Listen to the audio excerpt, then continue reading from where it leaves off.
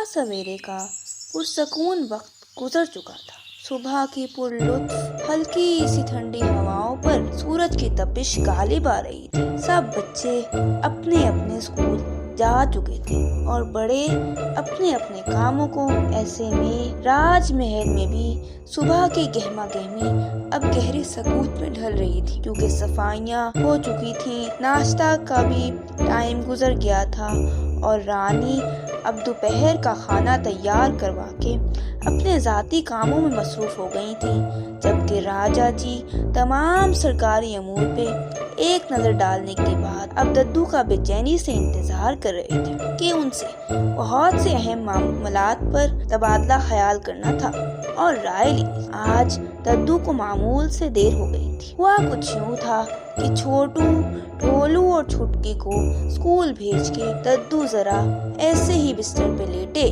तो उनकी आंखें लग गई। आंख भी गहरी लग गई, मगर जब आंख खुली और वक्त देखा तो आंखें खुली की खुली रह गई। टाइम बहुत ज्यादा हो चुका था। जब वो राजा के पास से वापिस आते थे तो छोटू और ढोलू के आने का वक्त भी हो जाता था। जल्दी से घर साफ करके दोपहर के लिए खाना तैयार करके वो राजा के पास राजमहल तशरीफ ले गए। राजा उनके देर से आने पे बहुत नाराज हुए। उनको देखते ही उठ खड़े हुए। दद्दू, आप टाइम देख रही हैं? क्या वक्त हो गया है? जी राजा जी, माजरत, आज देर हो गई। आपको ख्याल रखना चाहिए वक्त का। जी राजा जी, कोशिश तो यही होती है, मगर आज आंख लग गई थी, पता ही नहीं चला। उठा तो आने का वक्त हो गया था।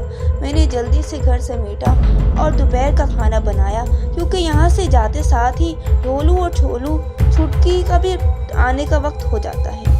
ये कहानियाँ मुझे ना सुनाएं।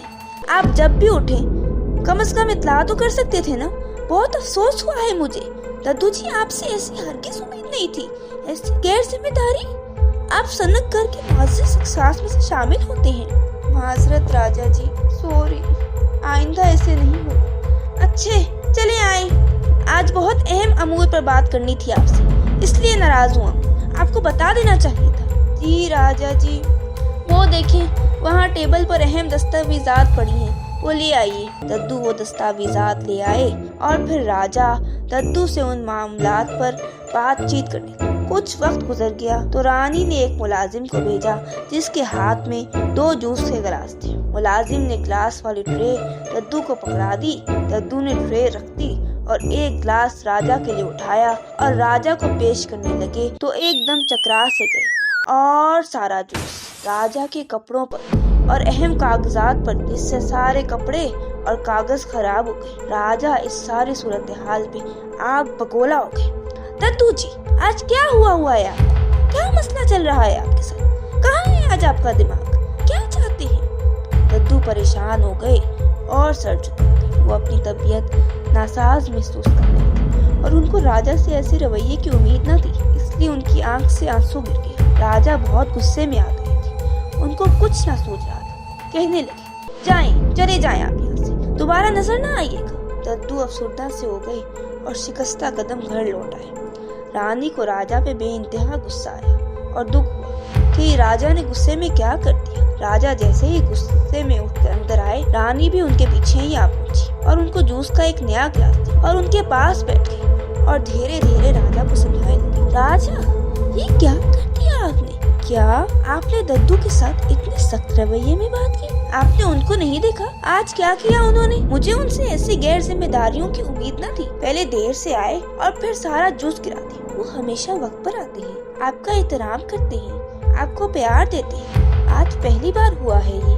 आपको उनका ख्याल रखना चाहिए था। वो सनक घर की इतनी अहम शख्सियत है। हो सकता है उनकी तबीयत खराब न हो, कोई परेशानी हो उनको। हाँ, आप बस मुझे ही निताड़ा कर, मेरी ही गलतियाँ होती, दूसरों की गलतियाँ तो नजर ही नहीं आती। रानी अपना सर थाम के बैठ गई। उनको मालूम हो गया था कि अभी राजा को कुछ भी समझना बहस के आगे 20 जाने के जैसे, और वो चली गई। दद्दू घर पहुंचकर अफसरदा से होकर बैठ गई। छोटू, ढोलू, छुटकी स्कूल से घर आए तो दद्दू को परेशान बैठे देखा तो बेचैन हो गई। वो तीनों दद्दू से पूछने लगे कि क्या मसला है, लेकिन दद्दू उनको नहीं बता रहे। उन्होंने दद्दू से बहुत पूछा, लेकिन दद्दू ने उनको कुछ ना बताया। तो वो परेशान हो गए और उनको कुछ समझ नहीं आ रहा था कि वो क्या करे, दद्दू को कैसे ठीक करे, क्योंकि उनको ना मसले का पता था और ना ही मसले का हल। वो परेशान से होकर घर से निकले और बब्बन और दारोगा के पास गए कि उनसे अपनी परेशानी को बांटे। दारोगा और बब्बन मिलके ही खड़े थे। उनको आता देखकर उनके पास ही आ गए और जब उनको गमज़दा देखा तो वो और परेशान और उनसे उनकी परेशानी का सबब पूछने लगे। क्या हुआ है प्यारे दोस्तों, ऐसे परेशान क्यों हो?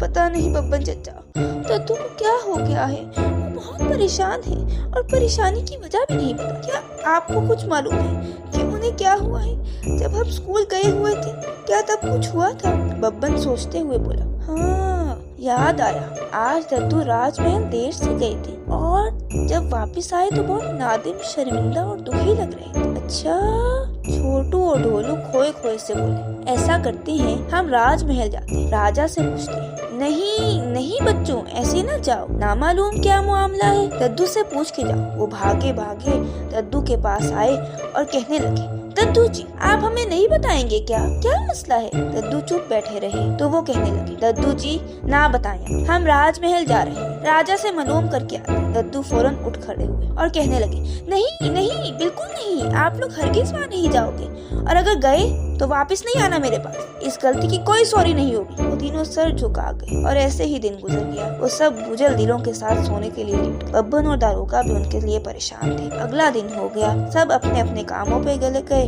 तो दद्दू भागम भाग राजमहल जा पहुंचे। सिपाही ने राजमहल का दरवाजा तो दद्दू के लिए खोल दिया, मगर राजा जी दद्दू से मिलने के लिए तशरीफ न लाए। दद्दू परेशान से बैठे रहे। थोड़ी देर बाद रानी तशरीफ ले आई और दद्दू से माजरत करने, दद्दू जी मैं आपसे बहुत माजरत ख्वाह हूँ, राजा नहीं आ रहे आपसे, मैंने उनको बहुत समझाया है मगर वो नहीं समझ रहे बात को। अब हम बस दुआ ही कर सकते हैं कि राजा को समझ आ जाए। रानी जी माजरत वाली बात नहीं है, मेरे से गलती हुई थी, सजा मिलनी चाहिए थी मुझे, कोई बात नहीं, लेकिन मैं राजा को मना लूंगा। रानी दद्दू के अज़म से मुतासिर हुई, लेकिन कहने लगी, आज तो राजा नहीं आ रहे आपसे मिलने, आप कल कोशिश कर लीजिएगा। दद्दू अज़म से कहने, नहीं रानी बेगम, मैं अब यहाँ से जाऊँगा तो राजा को मना कर ही जाऊँ। अच्छा चले, जो आपकी मर्जी। राजा ने रानी और दद्दू की गुफ्तगू सुन ली और आ गए। यानी आप आज कहीं नहीं आने वाले दद्दू साहेब? फिर कुछ सोच के कहने लगी, आपको माफी इसी सूरत हाल में मिल सकती है दद्दू जी कि आप मेरे चंद सवालात का जवाब देते। जो सवालात मैं आपसे पूछने वाला हूँ 3 दिन के अगर आपने जवाब दे दिया तो अच्छा है, वरना आपके ओहदे से उठा दिया जाएगा और अपना मशीर मैं किसी और को बुला दूँ। दद्दू बेचैनी से सवाल पूछने लगे। जी राजा जल्दी सवाल बताइए ना, जल्दी से बताइए ना। रानी दद्दू की बेचैनी को देख के मुस्कुरा दी और राजा के दिल की नरमी में खुश होने लगी और खुदा का शुक्र करने लगी। राजा सवाल बताने लगे। पहला सवाल, दुनिया का मरकज कहाँ है? दूसरा सवाल, एक राजा को सबसे महबूब क्या चीज होती है? तीसरा सवाल, अभी हम क्या सोच रहे हैं? दद्दू सवाल सुन के चकरा गई तो राजा ने फिर से याद करा, 3 दिन, बस 3 दिन। दद्दू कहने लगे, जी मैं ढूंढ लूंगा सब जवाब। दद्दू वापस आए। अब जब छोटू और ढोलू और छुटकी घर आए तो दद्दू को ख्यालों में घूम पाया। वो तीनों उनसे कहने लगे, दद्दू जी आज भी नहीं बताएंगे क्या कि किन ख्यालों में गुम है? नहीं बताऊंगा। वो तीनों नाराज से होकर बैठ गए। एक दिन गुजर गया, दूसरा दिन भी गुजर गया, लेकिन अभी तक राजा को सिर्फ एक सवाल का जवाब मालूम हुआ था। उनके चेहरे पे तफक्कुर की लकीरें थी। अब के छोटू और ढोलू और छुटकी ने उनको ना छोड़ा और पूछ के ही दम दिया। बब्बन और दारोगा भी उन तीनों के साथ मौजूद थे। दद्दू ने सारा वाकया मनोअन सुना दिया, जिसको सुनकर सबको ही तकलीफ हुई। बब्बन फौरन बोला, उनको ऐसा नहीं करना चाहिए था, बहुत गलत किया उन्होंने, उनको दद्दू के रुतबे का ख्याल रखना चाहिए था। दारोगा ने भी बब्बन की हाँ में हाँ मिलाई तो दद्दू फौरन बोले, खबरदार, खामोश हो जाओ, आइंदा ऐसी बातें नहीं सुनो मैं आप लोगों से, राजा का अदब तो फर्ज है आप सब पे। वो सब सर झुका गए। फिर दारोगा और बब्बन अपने घरों को लौट आए, जबकि छोटू, ढोलू और छुटकी जवाब ढूंढने में लग गए, क्योंकि कल आखिरी दिन था। राजमहल में सोने से पहले रानी राजा को दद्दू के एहसानात याद करवाने लगी। ये कैसे हर मौके पे दद्दू उनके काम आए हैं। मुश्किल से मुश्किल काम किया है, अवाम के दिलों में राजा की मोहब्बत को उजागर किया है। राजा जी रानी की बातें सुनकर नरम पड़ गए और फिर राजा रानी सुबह का इंतजार में सो गए। दद्दू, छोटू, ढोलू और छुटकी गौर फिक्र में मसरूफ थे कि अचानक छुटकी उछली और कहने लगी, एक और जवाब मिल गया। सबने बेताबी से उसको देखा। दूसरे सवाल का जवाब दद्दू ने बता दिया था और पहले का मेरे जहन में आ गया, बल्कि हाँ, एक और जवाब भी सूझ गया मुझे। फिर छुटकी ने उन सबको जवाब बता दी तो सबके चेहरे खुशी से टमटमाने लगे और वो चारों बेचैनी से सुबह का इंतजार करने लगे। सुबह हुई तो वो राजमहल जाने लगे। राजा और रानी भी दद्दू का ही इंतजार कर रहे थे। जैसे ही दद्दू आए तो राजा उनकी तरफ मुतवज्जा हो गए। फिर दद्दू कहने लगे, मोहतरम राजा साहब, खुदा के फजल से तमाम जवाब ढूंढ लाया हूँ। राजा और रानी जानने के लिए बेचैन हो गए तो दद्दू ने कहना शुरू किया, आपका पहला सवाल, दुनिया का मरकज कहाँ है? जवाब के लिए ये देखें। और दद्दू ने जमीन पर एक नुक्ता लगाया। फिर कहने लगे, ये है जमीन का मरकज। यहाँ से आप मशरिक मगरिब नाप के देख लें, एक जितने होंगे, इसीलिए कहते हैं दुनिया गोल है। दद्दू के जवाब ने राजा को हैरान और खुश कर दिया। अगला सवाल आपने कहा, एक राजा के लिए सबसे अहम क्या होता है? तो इसका जवाब है कि एक राजा के सबसे अहम उसकी रियाया होती है। अगर रियाया राजा के साथ ना हो तो वो राजा राजा नहीं हो सकता। राजा की आंखों की चमक बहुत बढ़ गई। फिर दद्दू ने कहना शुरू किया, और तीसरे सवाल का जवाब ये है कि राजा जी, आप इस वक्त सोच रहे हैं कि दद्दू बहुत ज़हीन है और इसीलिए आप दद्दू से राजी भी हो गए हैं। राजा आखिरी बात सुनकर कहका लगाकर हंस दिया और कहने लगे, दद्दू जी आप भी ना। फिर दद्दू ने कहा, इन सब जवाबात को हासिल करने में मेरे साथ इन तीनों ने भी बराबर का काम किया है। अच्छी बात है। फिर राजा को अपने गलत रवैये पे शर्मिंदगी हुई और उन्होंने दद्दू से राजी हो गए और दद्दू से माफी भी मांग ली। दद्दू जी, मैं आपसे माजरत ख्वाह हूँ। उस दिन हमसे गुस्से में न जाने क्या क्या कह दिया। आप हमें माफ कर दें। सनतगर की जान है आप तो। राजा जी ऐसे क्यों शर्मिंदा कर रहे हैं? खुदा आपका साया हम पर सलामत रखे। सबने आमीन कहा। फिर राजा ने छोटू, ढोलू और छुटकी को भी इनाम देना चाहा तो छोटू और ढोलू ने लेने से इनकार कर दिया और कहने लगे कि राजा जी, असल इनाम की हकदार तो सिर्फ और सिर्फ छुटकी आप ही हैं। उन्होंने ही सारे जवाब दिए हैं।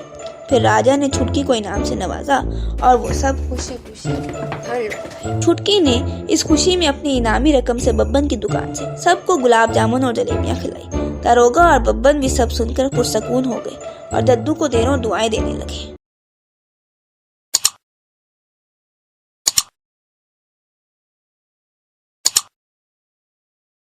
You can download the application on Google Play or App Store, and you can visit our website mathslegends.co.uk.